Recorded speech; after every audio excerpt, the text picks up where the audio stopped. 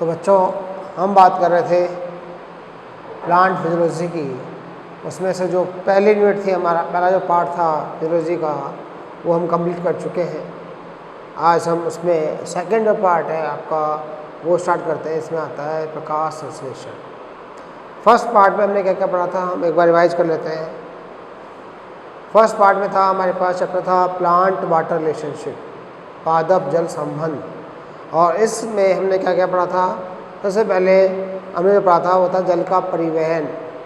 परिवहन होता था हमारे पास कि लघु दूरी का स्थानांतरण परिवहन और लंबी दूरी तक परिवहन। लघु दूरी तक परिवहन जो था उसमें पढ़ा था हमने 3 मेन घटनाएं पढ़ी थी हमने, विसरण, परासरण और अधिशोषण।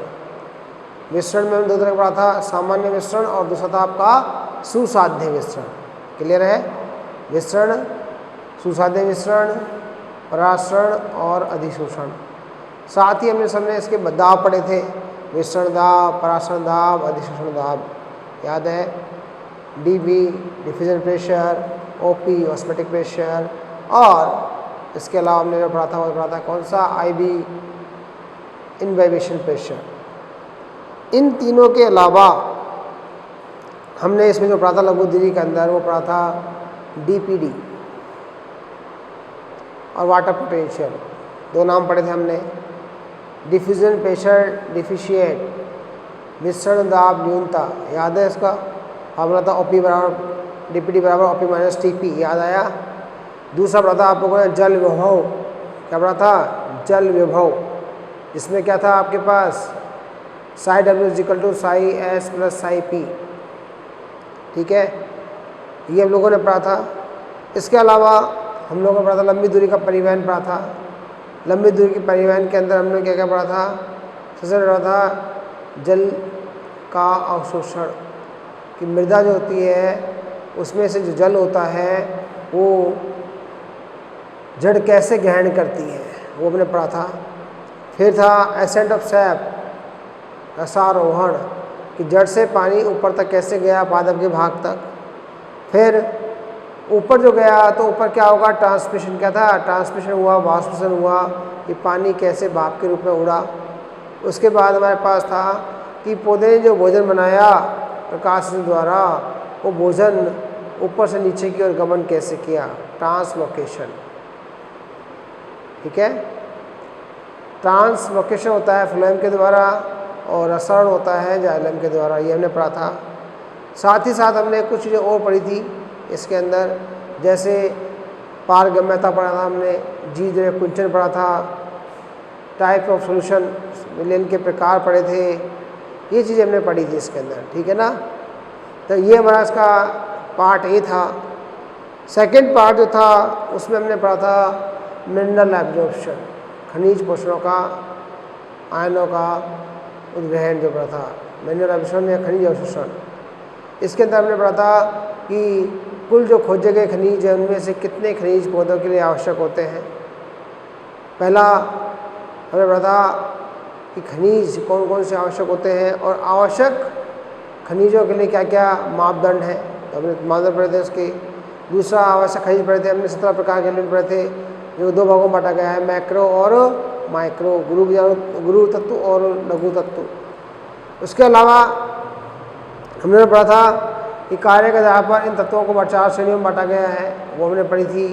उसके अलावा इन तत्वों की क्या रोल है पौधे के अंदर, पादप इन्हें किस रूप में ग्रहण करते हैं और इनकी कमी से क्या प्रभाव पड़ता है पौधे की कार्यकी पे, सिम्टम्स क्या होते हैं, उसके बारे में हमने पढ़ा था। दूसरा, इन आयनों को ग्रहण करने की विधि पढ़ी थी हमने, सक्रिय निष्क्रिय अवशोषण। जैसे हमने पढ़ा था वहाँ पर जल का गमन पढ़ा था, जल का पास पढ़ा था, एप्लास्ट सिम्प्लास्ट, वैसे ही आयनों का भी प्लास्ट होता है, सिम्प्लास्ट एप्लास्ट तरह का पास होता है यहाँ पे भी। इसके अलावा हमने पढ़ा था कि जो वायु तत्व जैसे नाइट्रोजन था उसका पौधा आप कैसे अवशोषण करते हैं, तो नाइट्रोजन चक्र पढ़ा था हम लोगों ने। N2 चक्र के अंदर हमने इसकी विभिन्न स्टेप्स पढ़ी थी। इसके अलावा हमने जो बायोलॉजिकल नाइट्रोजन फिक्सेशन था, जैविक नाइट्रोजन स्थिरीकरण, वो हमने पढ़ा था। उसके अंदर रूट नोडल कैसे बना वो हम पढ़ चुके।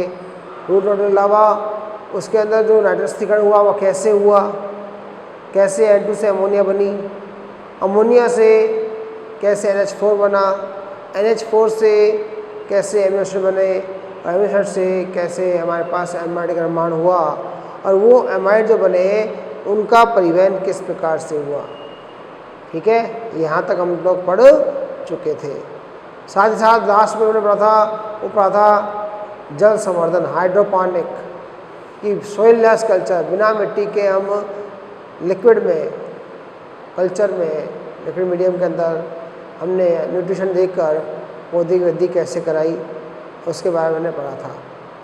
तो ये हमारा एक पार्ट था फिजियोलॉजी का, जहाँ हमने पढ़ा। अब हमारे पास सेकंड जो पार्ट आता है, इसके अंदर जो पार्ट आते हैं उसमें हमारे पास 3 चीज़ बड़ी इंपॉर्टेंट आती हैं। पहला प्रकाश संश्लेषण, दूसरा श्वसन, और तीसरे नंबर पर आता है पादप वृद्धि हार्मोन्स, प्रांत रेगुलेटर्स, पादप वृद्धि और हार्मोन्स, ये आता है चैप्टर। तो एक पार्ट हो चुका इस यूनिट का। अब हम बात कर रहे हैं दूसरे पार्ट की। इसके अंदर आता है आपका प्रकाश संश्लेषण। तो आप लोग अच्छा सब जानते हो कि फोटोसिंथेसिस क्या होती है, प्रकाश संश्लेषण क्या होता है, आप सबने पढ़ा हुआ है, सब अच्छे से जानते हो। अब मेरा ये मानना है कि जब आप जानते हो तो क्या जानते हो, क्या पढ़ा है आपने, पहले आपने जो पढ़ा है 9th क्लास से पढ़ते आए हो, आपकी प्रकाश संश्लेषण क्या होता है। तो अलग अलग परिभाषाएँ हैं। सबसे सिंपल परिभाषा होता है प्रकाश ऊर्जा को रासायनिक ऊर्जा में बदलने की प्रक्रिया प्रकाश संश्लेषण कहलाती है। क्यों? सूर्य का प्रकाश क्या है? प्रकाश ऊर्जा। जो फोटोन है प्रकाश ऊर्जा है। फोटोन जो होते हैं वो किस में बदल गए? ATP में बदल गए। तो प्रकाश ऊर्जा से रासायनिक ऊर्जा का निर्माण ही क्या कहलाता है? प्रकाश संश्लेषण कहलाता है। या दूसरी परिभाषा हम पढ़ते हैं बचपन में कि पौधों में क्लोरोफिल पाया जाता है, पौधा क्लोरोफिल की उपस्थिति में, इस प्रकाश की उपस्थिति में CO2 H2 ग्रहण करके कार्बोहाइड्रेट का निर्माण करता है। ये परिभाषा होती है। तो यह तीसरी प्रक्रिया होती है कि प्रकाश संश्लेषण एक एनाबॉलिक रिएक्शन है। कैसी रिएक्शन है? एनाबॉलिक रिएक्शन है, जो सरल उत्पादों को ग्रहण कर जटिल उत्पाद का निर्माण करती है। बहुत सारी परिभाषाएं पढ़ी हमने। यहाँ मैं कुछ परिभाषाएं समझा रहा हूँ आपको। हमारा जो टॉपिक है बच्चों वो है प्रकाश संश्लेषण। ठीक है, और इस प्रकाश संश्लेषण को हम बारे में पढ़ेंगे। तो सबसे पहले जो मैंने बात कर रहा हूँ यहाँ पर वो है बच्चों परिभाषाएं। डेफिनेशन दे रखी है। डेफिनेशन क्या है, एक एक चलता हूँ मैं। ये सब डेफिनेशन दे रखी है मैंने, इसमें एक और डेफिनेशन सकते हैं हम लोग आगे। यहाँ प्रकाश संश्लेषण वह प्रक्रिया है जिसमें पादप प्रकाश की उपस्थिति में CO2 व H2 के साथ कार्बनिक पदार्थों का निर्माण करता है। वो सिंपल ही है। प्रकाश की उपस्थिति में पादपों द्वारा CO2 व H2O के साथ मिलकर कार्बनिक पदार्थों का निर्माण करना ही प्रकाश संश्लेषण कहलाता है। क्लियर? दूसरी परिभाषा होती है बच्चों, इस प्रक्रिया में प्रकाश ऊर्जा को रासायनिक ऊर्जा में, फोटोन को ATP में बदला जाता है। तो सिंपल। तीसरा, प्रकाश संश्लेषण ऐसी रासायनिक अभिक्रिया है जिसमें कार्बनिक पदार्थों का संश्लेषण करने के लिए प्रकाश ऊर्जा, H2O, CO2 और क्लोरोफिल का उपयोग होता है तथा O2 शहद उत्पाद के रूप में मुक्त होती है। उपउत्पाद या शहद उत्पाद एक ही बात के रूप में मुक्त होती है। प्रकाश संश्लेषण क्या होता है? पौधे CO2 लेते हैं, O2 छोड़ते हैं। ध्यान रखना हमेशा, पादप CO2 ग्रहण करते हैं, O2 छोड़ते हैं प्रकाश संश्लेषण में। लेकिन मैं पूछूं पादप श्वसन में कौन सी गैस लेते हैं, तो क्या आएगा? O2 लेते हैं। पृथ्वी में प्रत्येक सजीव O2 ग्रहण करता है श्वसन के लिए। पादप भी O2 ग्रहण करते हैं श्वसन के लिए, लेकिन प्रकाश की उपस्थिति में पादप CO2 ग्रहण करते हैं। ठीक है। इसके अलावा परिभाषा और दे सकते हैं हम लोग क्या, कि प्रकाश संश्लेषण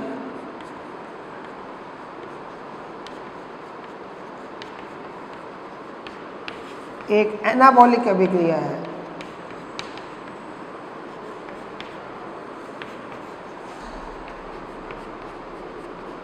जिसमें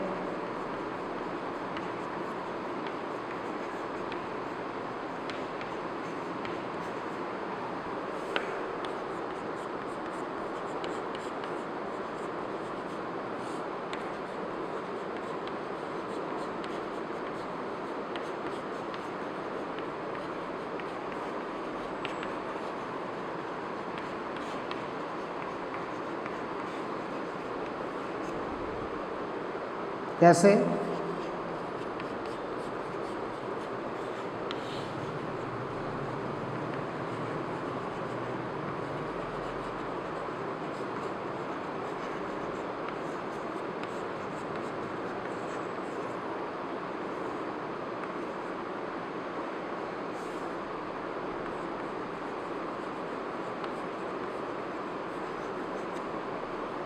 सरदपाद सरल क्या है?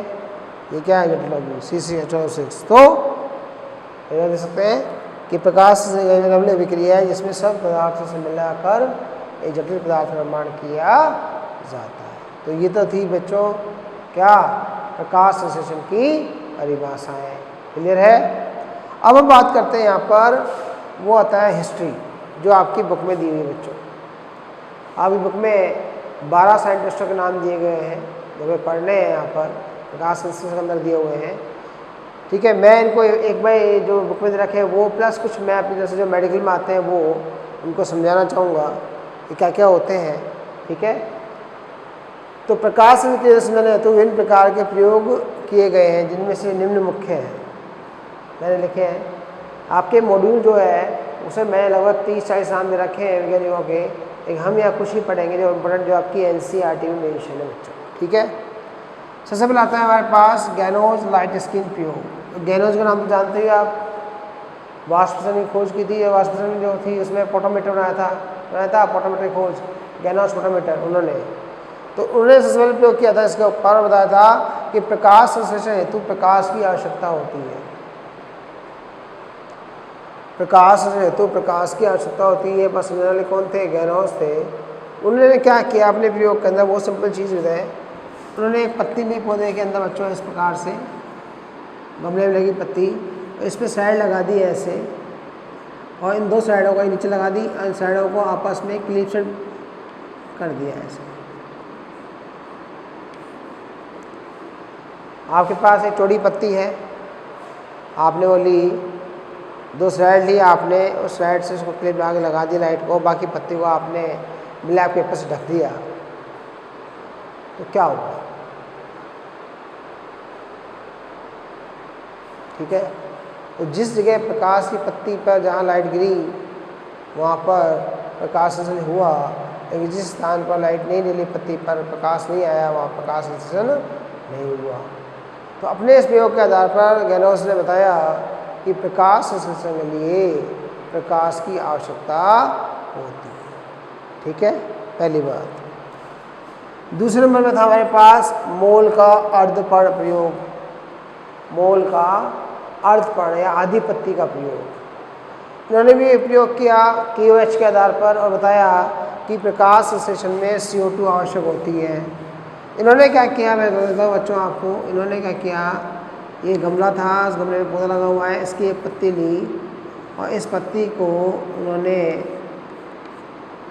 आधी पत्ती को कॉर्क की सहायता से एक KOH कंटेनिंग उसमें डाल दिया।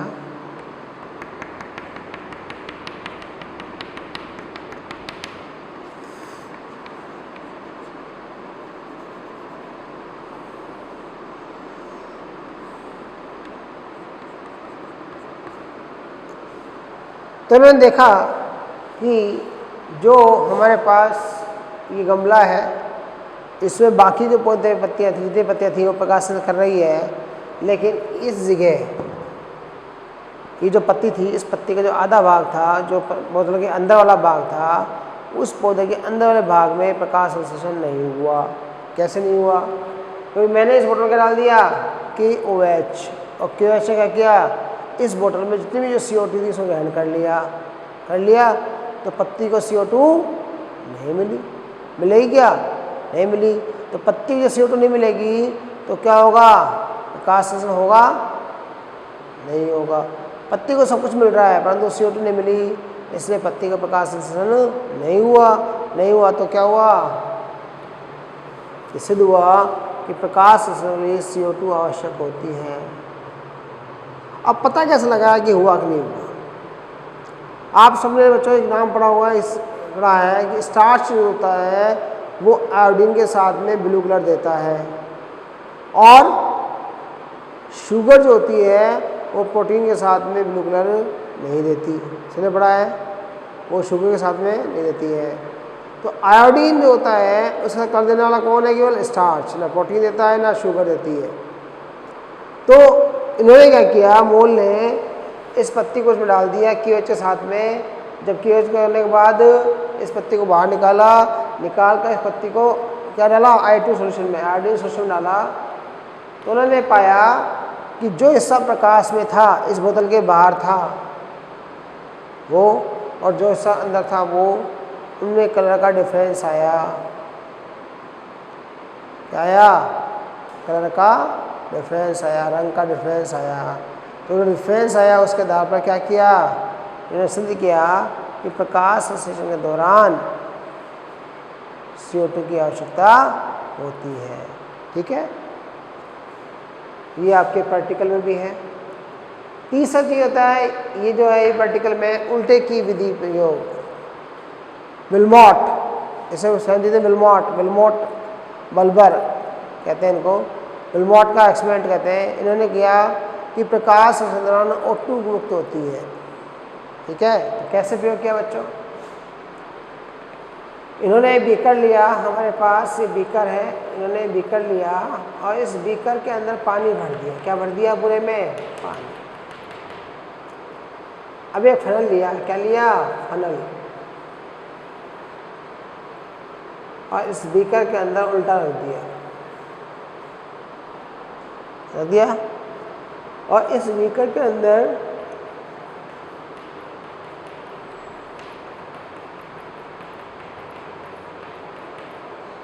हाइड्रेला, क्या रख दिया? हाइड्रेला। तो हमारे पास क्या है? ये जो था बच्चों बीकर, ये फनल है, कीप कहते हैं इसे। इसमें जो भरा हुआ ये हाइड्रेला है। ठीक है, ये इसमें फनल था, ये टेस्ट ट्यूब है, ऐसे देख लो।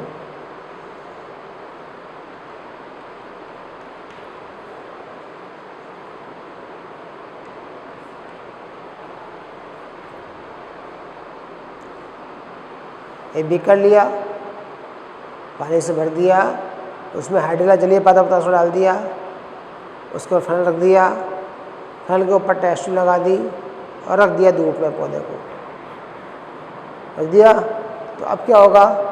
पौधा प्रकाश की उपस्थिति में प्रकाशन करेगा, प्रकाश तो क्या होगा? O2 मुक्त होगी। क्या होगी? O2 मुक्त होगी।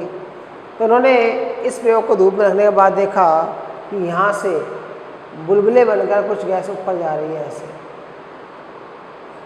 कीप में से गैस और बुलबुले बाहर निकल रहे हैं, और जो कहाँ हो रहे हैं? उस प्रणाली में इकट्ठे हो रहे हैं।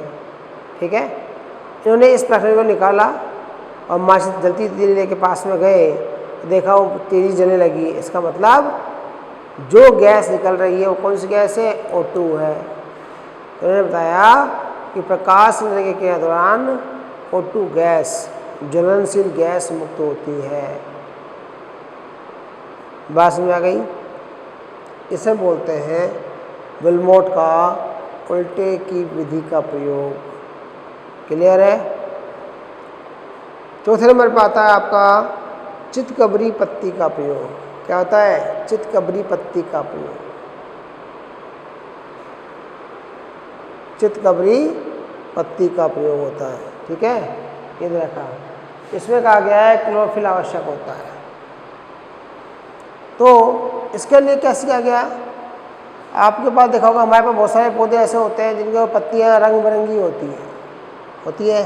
तो उन्होंने ऐसे ही लिया, एक पत्ती ली, चितकबरी पत्ती ली, जिसका पत्ती का जो रंग है वो चितकबरा था, रंग बिरंगा था।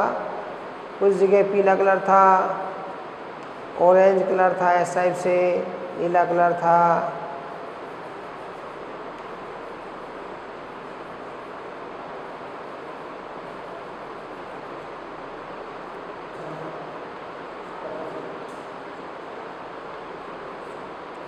ये बच्चों एक चितकबरी पत्ती है। देखो चितकबरी पत्ती का मतलब क्या हुआ?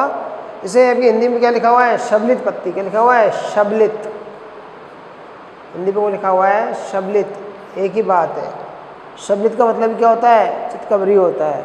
तो चितकबरी पत्ती इन्होंने ली और चितकबरी पत्ती लेके क्या किया बच्चों, इन्होंने इस पर प्रयोग किया। ठीक है, तो जब इन्होंने प्रयोग किया तो उन्होंने चितकबरी पत्ती लेके आयोडीन सिस्टम डाल के देखा तो उन्होंने पाया कि जहाँ पर ग्रीन कलर था वहाँ तो ब्लू कलर आया रात के समय, लेकिन जहाँ पर ग्रीन कलर नहीं था, हरे रंग के अलावा दूसरा रंग था, वहाँ पर वो कलर नहीं आया। इससे क्या सिद्ध हुआ कि केवल हरा रंग जहाँ पत्ती में होता है वही क्या होता है? प्रकाश संश्लेषण का उत्तरदायी होता है। जहाँ हरा रंग नहीं होता वो उत्तरदायी नहीं होता। इसलिए उन्होंने बताया अपने प्रयोग के आधार पर कि प्रकाश संश्लेषण के लिए पौधे का हरा रंग में क्या होता है? क्लोरोफिल। जानती है आप पिगमेंट हरा रंग किस लिए होता है? क्लोरोफिल के लिए।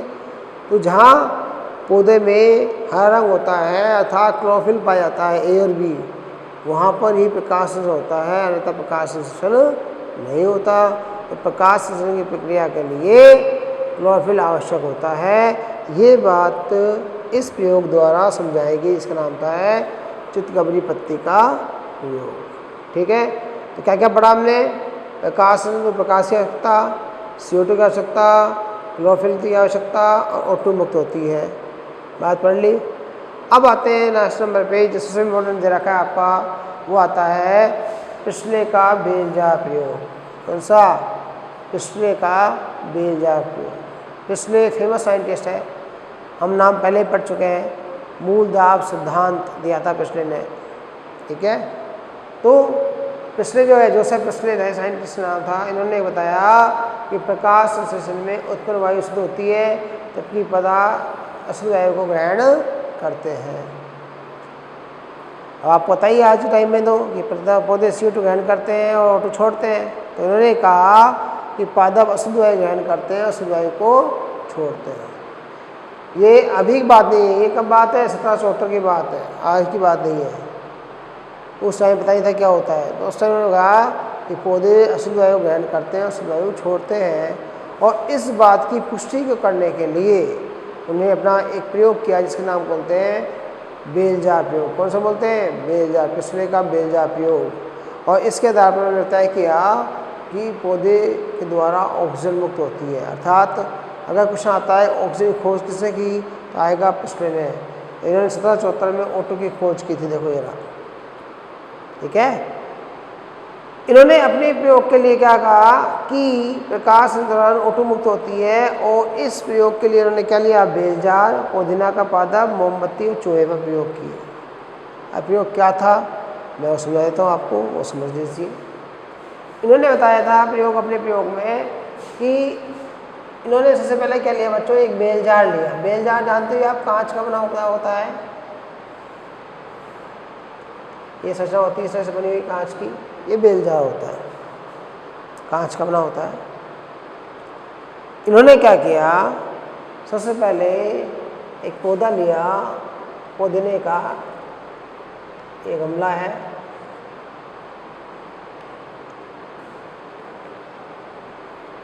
ठीक है। एक कंडीशन देखो क्या क्या किया इन्होंने। सबसे पहले इन्होंने एक बेलजार लिया, मैं यहाँ से बनाता हूँ।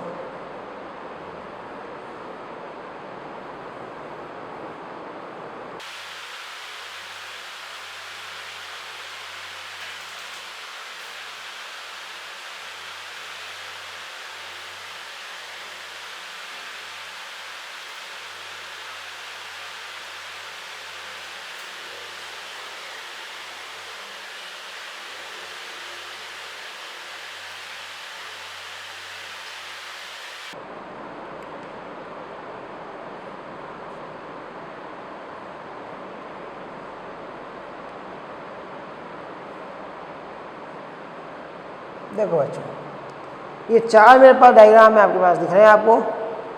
पहला में बेलजार है, ये क्या है बच्चों? बेलजार, इसलिए बोलते हैं कांच का बेलजार, वो सभी में इक्वल है। ये क्या है? मोमबत्ती, जलती हुई मोमबत्ती। ये पुदीने का पादप है, ठीक है। और ये जो बनाया हुआ है, अच्छा नहीं, ये चूहा है। क्या है? चूहा, ठीक है। तो मैं आपसे पूछता हूँ, आप बताना। यदि आपको एक बड़े से ड्रम में बंद कर दिया जाए तो कैसा लगेगा? आप बैठो और आपके ऊपर एक ड्रम उल्टा रख दिया जाए तो क्या होगा? कुछ समय बाद आपका दम घुटने लगेगा। उसमें लगेगा दम घुटने? क्यों लगा दम घुटने, बताओ क्यों लगा?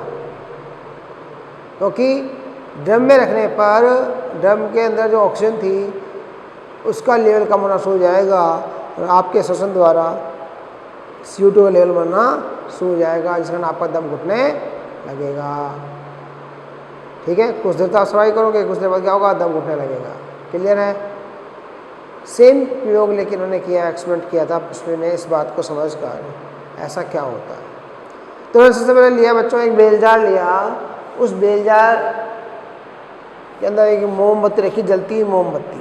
ठीक है, तो उन्होंने क्या पाया कि ये मोमबत्ती कुछ समय बाद बुझ जाती है। क्या होती है? कुछ समय बाद बुझ जाती है। अगर ये प्रयोग करना है तो आप घर पे भी कर सकते हो। एक कांच का गिलास लेना, ट्रांसपेरेंट ग्लास का जो कांच का गिलास होता है हमारे पास, आप जलती हुई मोमबत्ती रखना और उस जलती हुई मोमबत्ती के ऊपर कांच ग्लास को पलट के रख देना, उल्टा करके रख देना। तो क्या होगा? कुछ मिनट बाद मोमबत्ती बुझ जाएगी। बुझ जाएगी। आपने सोचा है मोमबत्ती क्यों बुझ गई? आपने मोमबत्ती फूंक नहीं मारी, बुझाई नहीं, फिर क्यों बुझ गई? आप सबको पता है कि जलने के लिए क्या चाहिए? ऑक्सीजन चाहिए। क्या चाहिए? ऑक्सीजन। जब हमने गिलास को उल्टा रख दिया तो गिलास के अंदर जितनी भी ऑक्सीजन थी वो मोमबत्ती ने काम में ले ली। वो मोमबत्ती ने काम में ले ली। तो क्या हुआ? O2 खत्म, CO2 बढ़ गई, मोमबत्ती बुझ गई। बात समझ आ गई? इसलिए आप देखा होगा पुराने ज़माने में जो लैंप होते थे, लैंप चिमनियाँ होती, लैंप होते थे, उनमें ऊपर का मुंह खुला रहता था और ऊपर ढक्कन लगा था, बहुत सारे छेद होते थे ना, लालटेन में देखा होगा। क्यों? ताकि ऑक्सीजन मिलती रहे और CO2 मुक्त होती रहे। बात समझ आई? इसलिए इन्होंने प्रयोग किया कि इसके अंदर बेलजार में रखने पर कि बेलजार में जो O2 थी वो काम ले ली, तो जलती रही। जैसे ही O2 खत्म हो गई तो क्या हुआ? मोमबत्ती बुझ गई। क्लियर है?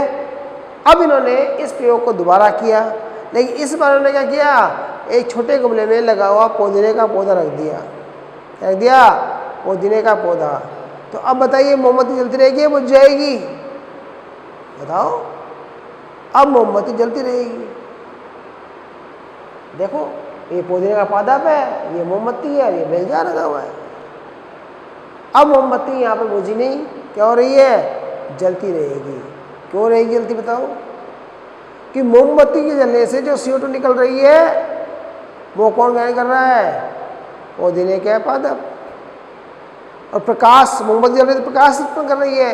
उस प्रकाश से क्या हो रहा है? प्रकाश संश्लेषण हो रहा है और प्रकाश के दौरान क्या हो रहा है? CO2 ग्रहण की जा रही है, O2 मुक्त की जा रही है। और उस O2 से क्या जल रहे हैं? मोमबत्ती जल रही है। तो इसका मतलब क्या हुआ? मोमबत्ती से निकलने वाली CO2 प्रकाश और प्रकाश पौधा ग्रहण कर रहा है और उसके बदले में पौधा O2 मुक्त कर रहा है। इसलिए मोमबत्ती O2 मिल रही है, पौधे को CO2 मिल रही है, इसलिए मोमबत्ती बुझेगी नहीं। बात समझ आ गई? अब इन्होंने इस प्रयोग को थोड़ा बड़ा किया। कैसे? जलती हुई मोमबत्ती ली और एक चूहा रख दिया। क्या रख दिया? चूहा। तो चूहा मर जाएगा, जिंदा रहेगा? बताइए। चूहा मर जाएगा। क्यों मर गया? सोचो। मोमबत्ती से CO2 निकल रही है, चूहा भी श्वसन में CO2 निकाल रहा है, O2 का सोर्स है नहीं, तो क्या होगा? CO2 की सांद्रता अधिक हो जाएगी, इससे मोमबत्ती बुझ जाएगी और चूहा मर जाएगा दम घुटने से। होगा कि नहीं होगा? अब आप देखिए इधर, इसको देखिए। इन्होंने इधर पुदीने का पौधा रख दिया और चूहा रख दिया, तो क्या हुआ? चूहा जिंदा रहेगा नहीं रहेगा? चूहा जिंदा रहेगा। मोमबत्ती रख दी, चूहा भी रख दिया, पौधा रख दिया, अब भी क्या रहेगा? चूहा जिंदा रहेगा। वही ये पुदीने का पादप CO2 ग्रहण कर लेगा, O2 रिलीज करेगा, जिससे चूहा जिंदा रहेगा, उसकी मृत्यु नहीं होगी। बात समझ आ गई। तो अपने इस बेलजा प्रयोग के आधार पर उन्होंने कहा कि पौधे शुद्ध वायु उत्पन्न करते हैं और शुद्ध वायु को ग्रहण करते हैं, अर्थात पौधे CO2 ग्रहण करते हैं, O2 को उत्पन्न करते हैं। ये बात समझाई थी इन्होंने अपने प्रयोग के द्वारा। आ गई। तो मेडिकल क्वेश्चन क्या आता है, O2 कब मुक्त की खोज किसने की, पेस्टले ने। O2 कब की, 1774 में की। O2 जो होती है या पौधे जो होते हैं शुद्ध वायु लेते हैं, छोड़ते हैं, शुद्ध वायु ग्रहण करते हैं, बात किसने कही, पेस्टले ने कही। पेस्टले ने अपने प्रयोग के लिए किस पौधे का प्रयोग किया, मिंट बोलते हैं इसको, मिंट। पुदीना को बोलते हैं मिंट, मैंथा, साइंटिफिक नेम क्या है, मैंथा। इन्होंने काम में लिया था। ठीक है, कौन सा प्रयोग दिया था, बेलजा प्रयोग किया था। ये इसके क्वेश्चन बनते हैं। तो आपको ये मैंने 5 प्रयोग बताए, समझ में आए। पहला गहना स्किन पेरा, दूसरा मूल का अधपन प्रयोग, तीसरा उल्टे की विधि वाला, चौथा सम्मिलित पत्ती और पांचवा आपका बेलजा की विधि द्वारा अध्ययन। ठीक है, क्लियर है।